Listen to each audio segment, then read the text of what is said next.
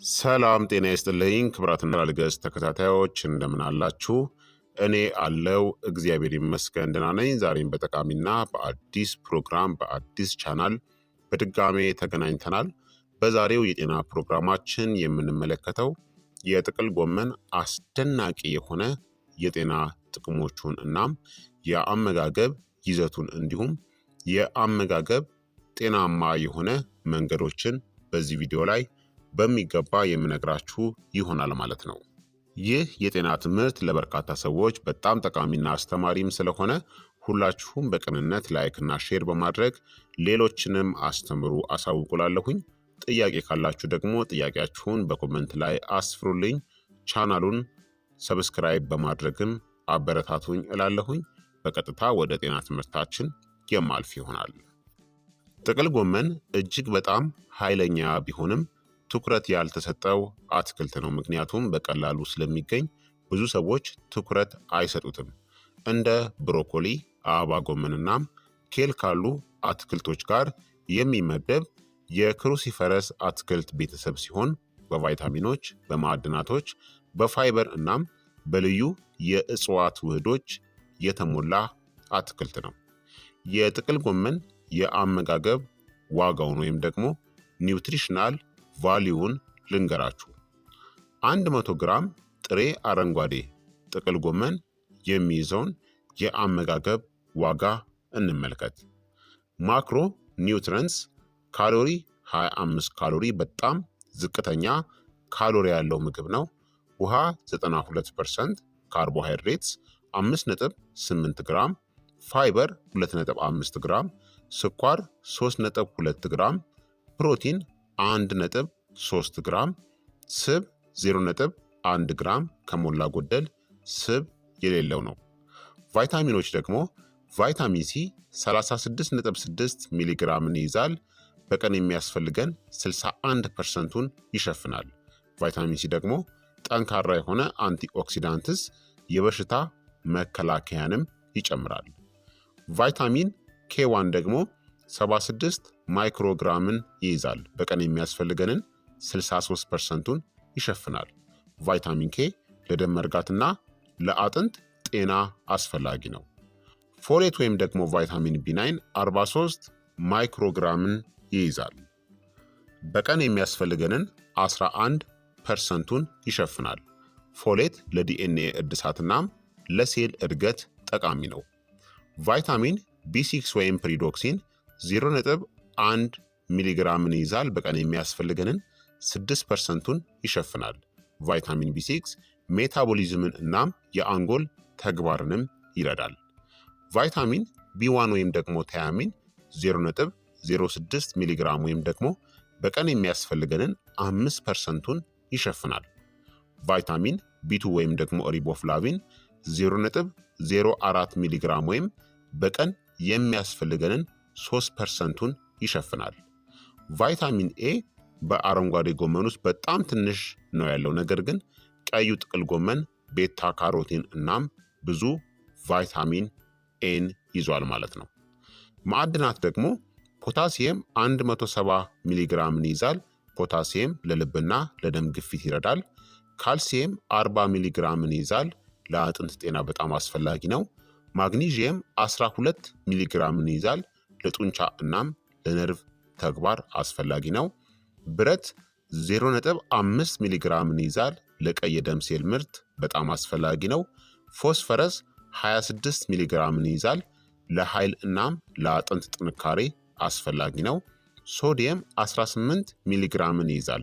በተፈጥሮ በጣም ዝቅተኛ ሶዲየም ያለው ነው። ዚንክ ደግሞ 0.2 ሚሊግራምን ይይዛል። ለበሽታ መከላከል ድጋፍ ዚንክ አስፈላጊ ነው። ፋይቶ ኒውትረንት እና አንቲኦክሲዳንቶች ደግሞ ግሉኮሲኖሌትስን ይይዛል። ወደ ሰልፎራፋን እናም ኢንዶል 3 ካርቢኖል ይቀየራሉ። እነዚህም ጠንካራ ጸረ ካንሰር ውህዶች ናቸው። አንቶሲያኒንን ይይዛል። በቀይ ጥቅል ጎመን ውስጥ ልብን እናም አንጎልን የሚከላከሉ ኃይለኛ አንቲኦክሲዳንቶች ናቸው። ሊዩቲን እናም ዚያካንቲንን ይይዛል። የአይን ጤናን የሚደግፉ አንቲ ኦክሲዳንቶች ናቸው። ታዲያ ቀዩ ጥቅል ጎመን ብዙ ቫይታሚን ሲ አለው። ወደ 57 ሚሊግራም፣ አረንጓዴው ደግሞ 36 ሚሊግራምን ይይዛል። እናም እስከ 10 እጥፍ የበለጠ አንቲኦክሲዳንት አንቶሲያኒን በቀዩ ጥቅል ጎመን ውስጥ ይገኛል ማለት ነው። አረንጓዴው ጥቅል ጎመን በአንቲኦክሲዳንትስ ትንሽ ዝቅተኛ ቢሆንም ጣዕሙ ለስላሳ እናም በጥሬው ደግሞ ለመዋሃድ በጣም ቀላል ነው። በአጠቃላይ ጥቅል ጎመን በካሎሪ ዝቅተኛ፣ በቫይታሚን ሲ፣ በቫይታሚን ኬ፣ በፋይበር እናም በመከላከያ የእጽዋት ውህዶች የበለጸገ ነው። ርካሽ እናም ዝቅተኛ ካሎሪ ያለው ቢሆንም በንጥረ ነገር የተሞላ በመሆኑ ለበሽታ መከላከል፣ ለምግብ መፈጨት፣ ለአጥንትናም ለካንሰር መከላከል የሚሆን ልዕለ ምግብ ያደርገዋል ማለት ነው። ታዲያ የጥቅል ጎመን የጤና ጥቅሞችን በዝርዝር እንመልከት።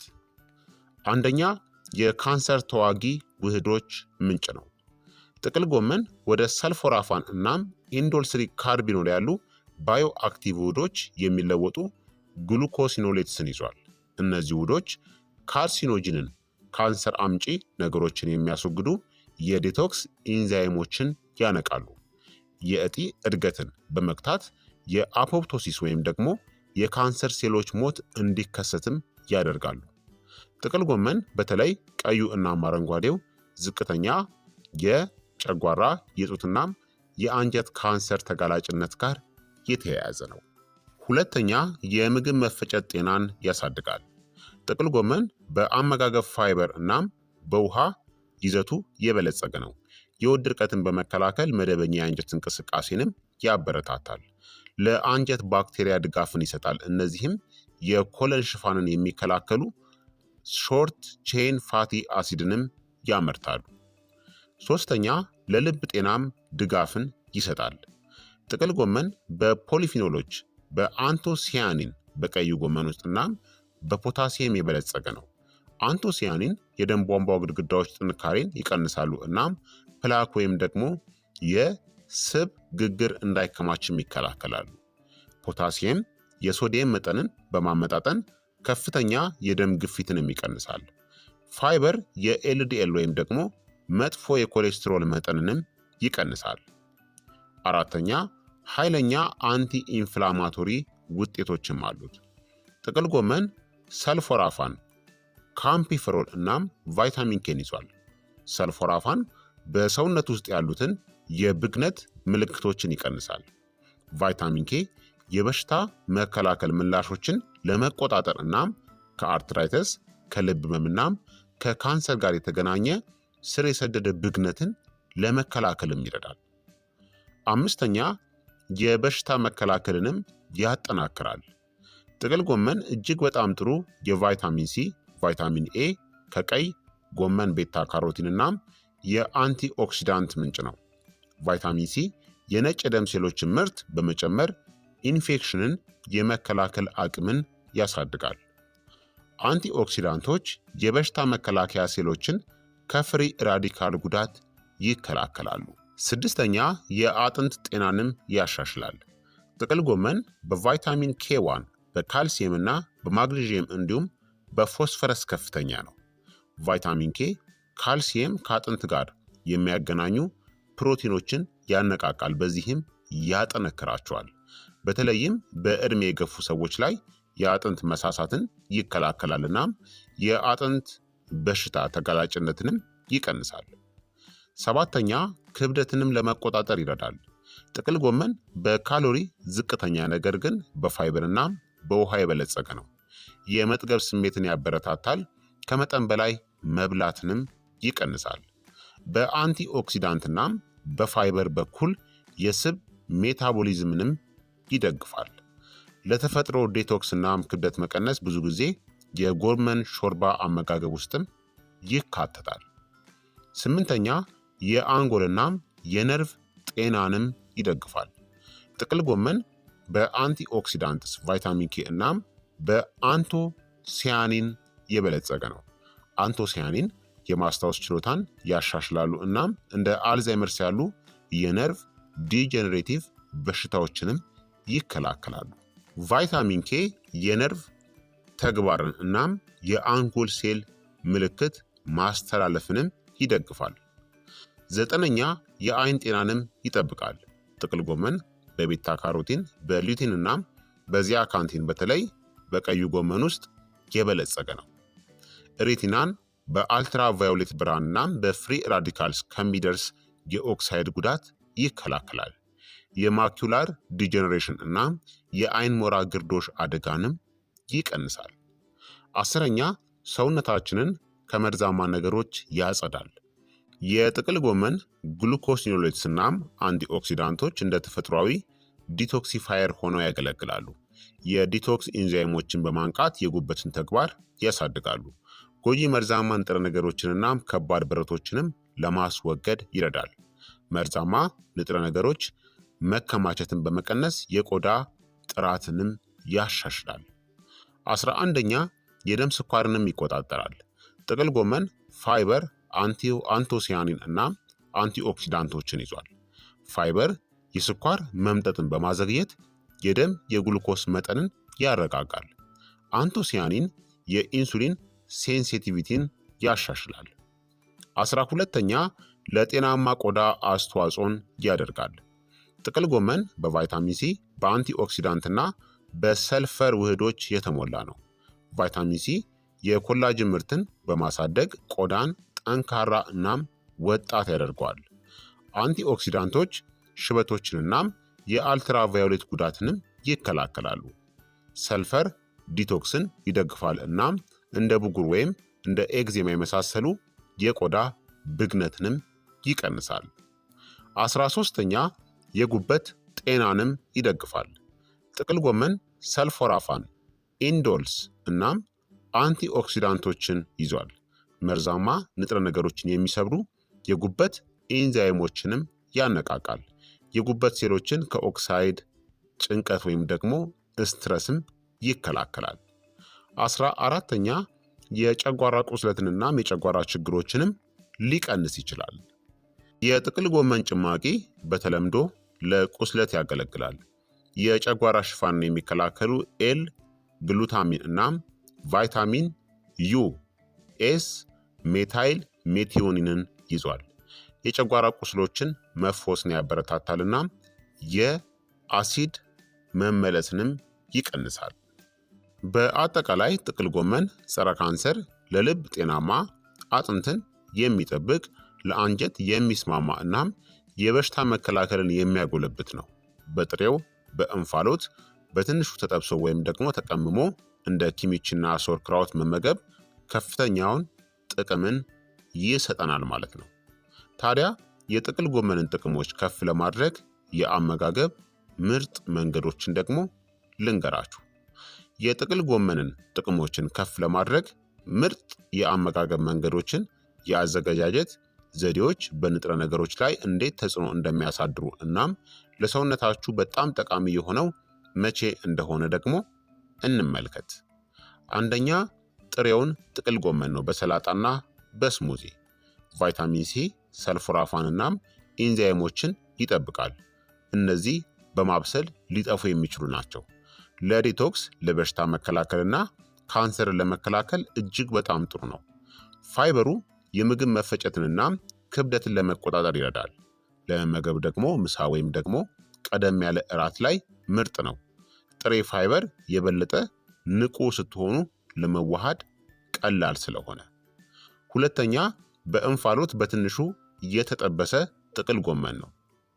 ቀላል የእንፋሎትነት ፋይበሩን የሚያለሰልስ ቢሆንም ብዙ ንጥረ ነገሮችን አያጠፋም። እንደ ኢንዶልስሪክ ካርቢኖል ያሉ አንቲኦክሲዳንቶችን መምጠጥን ያሳድጋል እናም በጨጓራ ላይ የበለጠ ገር ያደርገዋል። ጥሬ ጎመንን ለማዋሃድ ለሚቸገሩ ሰዎች ጥሩ ነው። ምርጥ ጊዜ ደግሞ ምሳ ወይም ደግሞ እራት ላይ ከሩዝ ከአተር ወይም ደግሞ ከባቄላ ወይም ዘንበል ያለ ፕሮቲኖች ጋር በጥሩ ሁኔታ ይሄዳል። ሶስተኛ የተቀመመ ጥቅል ጎመን ነው። የአንጀትን ማይክሮባዮም እናም የምግብ መፈጨትን የሚያሻሽሉ ፕሮባዮቲክስ የበለጸገ ነው። የበሽታ መከላከልን የሚያጠናክሩ እናም ብግነትን የሚቀንሱ ላክቲክ አሲድ ባክቴሪያዎችንም ይዟል። እንደ ቫይታሚን ሲ እናም ብረት ያሉ ንጥረ ነገሮችን ባዮ አቬላቢሊቲ በሰውነት የመጠቀም አቅምንም ይጨምራል። ለመመገብ ደግሞ ምርጥ ጊዜ በማንኛውም ጊዜ በተለይም የምግብ መፈጨትን ለመርዳት ከምግብ ጋር ጥሩ ነው። በየቀኑ አነስተኛ መጠን መመገብ ተመራጭ ነው። አራተኛ የጥቅል ጎመን ጭማቂ ነው። እንደ ኤል ግሉታሚን እናም ቫይታሚን ዩ ባሉ ውህዶች ምክንያት የጨጓራ ቁስለትን ለማከም በባህላዊ መንገድም ጥቅም ላይ ውሏል። ለጉበትናም ለምግብ መፈጨት ስርዓትም ረጋ ያለ ዲቶክስ ነው። ምርጥ ጊዜ ደግሞ ለቁስለት ወይም ደግሞ ለዲቶክስ ጠዋት በባዶ ሆድ መጠጣት ምርጥ ነው። አምስተኛ ደግሞ ሾርባዎችና ወጦች ላይ ነው የተቀቀለ ጥቅል ጎመንን። ሰውነታችንን የሚያረካ እናም ለመዋሃድም ቀላል ነው። የጎመን ሾርባ ውሃን የሚሰጥ የሚያጠግብና ክብደትንም ለመቆጣጠር በጣም ጠቃሚ ነው። አንዳንድ አንቲኦክሲዳንቶች በማፍራት ሊጠፉ ይችላሉ፣ ነገር ግን መረቁን ከጠጣችሁ አሁንም ትጠቀማላችሁ። ለመመገብ ደግሞ ምርጥ ጊዜ እራት፣ በተለይም ቀላል ዝቅተኛ ካሎሪ ምግብን በምትፈልጉበት ጊዜ ምርጥ ነው። ስድስተኛ ደግሞ የተጠበሰ ሮስትድ ወይም ደግሞ ግሪልድ የሆነ ጥቅል ጎመን ነው። ተፈጥሯዊ ስኳሮችን ካራሜላይዝ በማድረግ ጣፋጭ ጣዕምን ይሰጣል። ፋይበርናም አንዳንድ አንቲኦክሲዳንቶችንም ይይዛል። ጥሬውን ምሬቱን ለማይወዱ ሰዎች የበለጠ ጣፋጭና ማራኪም ነው። ለመመገብ ደግሞ እራት ከስስ ፕሮቲኖች ጋር እንደ የጎን ምግብ የሚቀርብ ነው ማለት ነው። ስለዚህ ጥቅል ጎመንን በዚህ መልኩ አዘጋጅታችሁ መመገብ ትችላላችሁ። የጥቅል ጎመንን ጥቅሞችን ከፍ ለማድረግ ከመጠን በላይ አታብስሉት። ለረጅም ጊዜ መቀቀል ወይም ደግሞ ማብሰል ቫይታሚን ሲን እናም ሰልፎራፋኑን ያጠፈዋል። ትንሽ ጤናማ ስብ ደግሞ ጨምሩበት፣ እንደ የወይራ ዘይት፣ አቮካዶ እና ለውዝ፣ ምክንያቱም በስብ የሚሟሙ አንቲኦክሲዳንቶችን ለመምጠጥ ይረዳል። ተጨማሪ አንቲ ኢንፍላማቶሪ እናም ጸረ ካንሰር ውጤቶችን ለማግኘት እንደ እርድ፣ ነጭ ሽንኩርት ወይም ደግሞ ከቁንዶ በርበሬ ጋር አዋህዳችሁ ስሩት ወይም ደግሞ ተመገቡት። ሁሉንም የአመጋገብ ጥቅሞች ለማግኘት ደግሞ ጥሬውንም የበሰለውንም የተዘጋጀውንም የተቀመመውንም ጥቅል ጎመንን በየሳምንቱ ውስጥ እያቀያየራችሁ ለመመገብ ሞክሩ። በአጠቃላይ ጥሬ ወይም ደግሞ በትንሹ በእንፋሎት የበሰለው ጥቅል ጎመን ለአንቲኦክሲዳንትና ሰውነታችንን ለማጽዳት ምርጥ ነው። የተቀመመ ወይም ደግሞ ፈርመንትድ የሆነው ደግሞ ለአንጀትና ለበሽታ መከላከል ጤና በጣም ምርጥ ነው።